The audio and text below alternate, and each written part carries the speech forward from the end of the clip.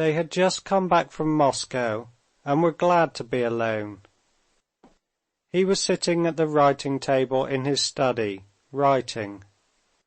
She, wearing the dark lilac dress she had worn during the first days of their married life, and put on again today, a dress particularly remembered and loved by him, was sitting on the sofa, the same old-fashioned leather sofa which had always stood in the study in Levin's father's and grandfather's days.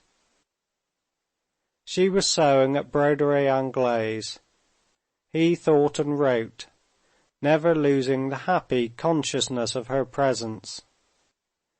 His work, both on the land and on the book, in which the principles of the new land system were to be laid down, had not been abandoned, but just as, formerly, these pursuits and ideas had seemed to him petty and trivial in comparison with the darkness that overspread all life, now they seemed as unimportant and petty in comparison with the life that lay before him, suffused with the brilliant light of happiness. He went on with his work, but he felt now that the center of gravity of his attention had passed to something else, and that consequently he looked at his work quite differently and more clearly. Formerly, this work had been for him an escape from life. Formerly he had felt that without this work his life would be too gloomy. Now these pursuits were necessary for him that life might not be too uniformly bright.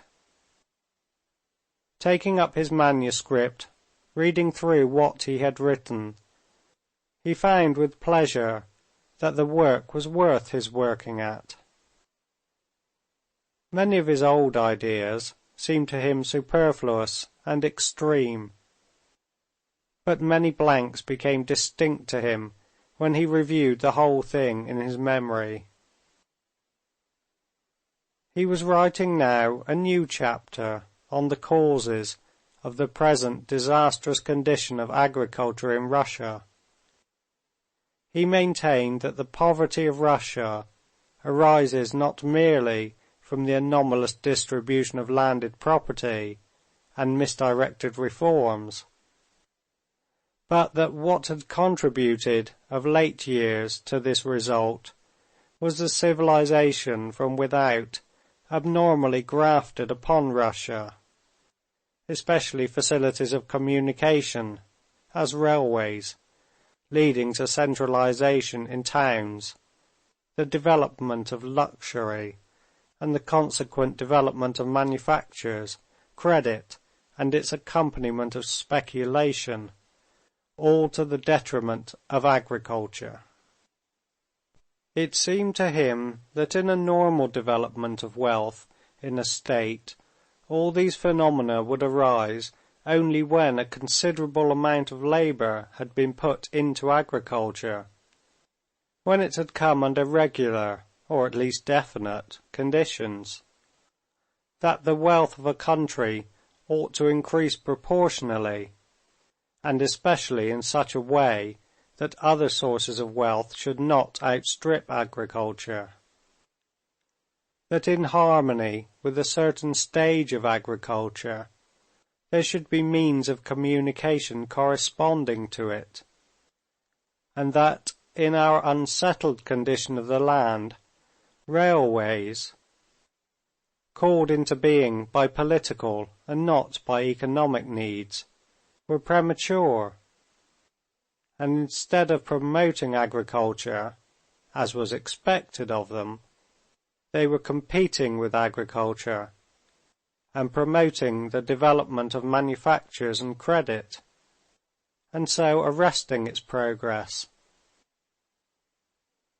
And that just as the one-sided and premature development of one organ in an animal would hinder its general development, so in the general development of wealth in Russia, credit, facilities of communication, manufacturing activity, indubitably necessary in Europe, where they had arisen in their proper time, had with us only done harm by throwing into the background the chief question calling for settlement, the question of the organization of agriculture. While he was writing his ideas, she was thinking how unnaturally cordial her husband had been to young Prince Tcharsky, who had, with great want of tact, flirted with her the day before they left Moscow. "He's jealous," she thought. "Goodness, how sweet and silly he is! He's jealous of me. If he knew that I think no more of them than of Pyotr the cook," she thought, looking at his head and red neck, with a feeling of possession strange to herself. "Though it's a pity to take him from his work, but he has plenty of time. I must look at his face. Will he feel I'm looking at him? I wish he'd turn round. I will him to." And she opened her eyes wide, as though to intensify the influence of her gaze. "Yes, they draw away all the sap and give a false appearance of prosperity," he muttered, stopping to write, and feeling that she was looking at him and smiling, he looked around. "Well?" he queried, smiling and getting up. He looked round, she thought. "It's nothing. I wanted you to look round," she said, watching him, and trying to guess whether he was vexed at being interrupted or not. "How happy we are alone together. I am, that is," he said, going up to her with a radiant smile of happiness. "I'm just as happy. I'll never go anywhere, especially not to Moscow." "And what were you thinking about?" "I was thinking... No, go along.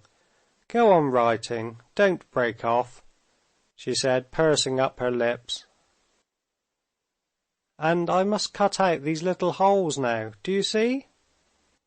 She took up her scissors and began cutting them out. "No, tell me, what was it?"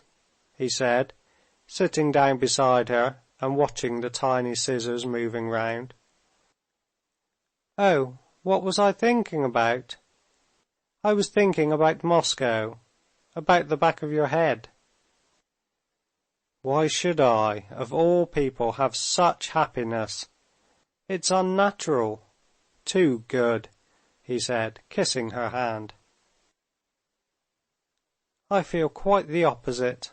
The better things are, the more natural it seems to me." "And you've got a little curl loose," he said, carefully turning her head round. "A little curl? Oh yes. No, we are busy at our work." Work did not progress further, and they darted apart from one another like culprits when Kuzma came in to announce that tea was ready. "Have they come from the town?" Levin asked Kuzma. "They've just come.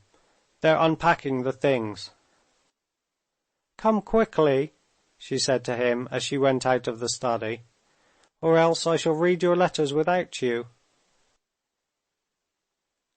Left alone, after putting his manuscripts together in the new portfolio bought by her, he washed his hands at the new washstand with the elegant fittings that had all made their appearance with her. Levin smiled at his own thoughts and shook his head disapprovingly at those thoughts. A feeling akin to remorse fretted him. There was something shameful, effeminate, Capuan, as he called it to himself, in his present mode of life. "It's not right to go on like this," he thought. It'll soon be 3 months, and I'm doing next to nothing. Today, almost for the first time, I set to work seriously, and what happened? I did nothing but begin and throw it aside. Even my ordinary pursuits I have almost given up. On the land I scarcely walk or drive about at all to look after things. Either I am loath to leave her, or I see she's dull alone. And I used to think that, before marriage, life was nothing much, somehow didn't count, but that after marriage life began in earnest. And here, almost 3 months have passed, and I have spent my time so idly and unprofitably. No, this won't do. I must begin. Of course, it's not her fault. She's not to blame in any way.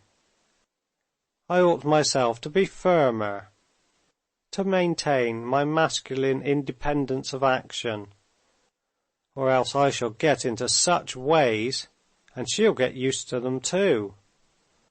Of course, she's not to blame, he told himself.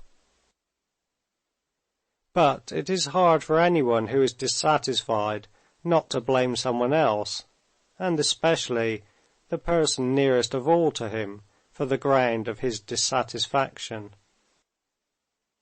And it vaguely came into Levin's mind that she herself was not to blame.